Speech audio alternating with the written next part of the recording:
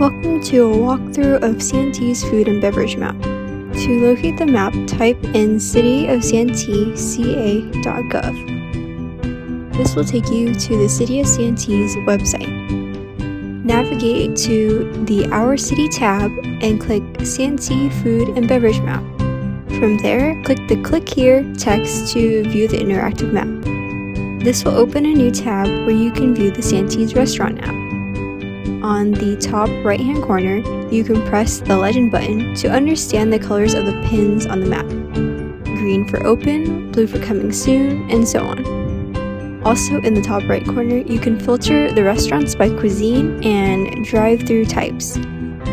By clicking on different pins, you can find out more about a specific business, and each pin has each business's unique information. Clicking more information will take you to the restaurant's webpage. Thank you for watching.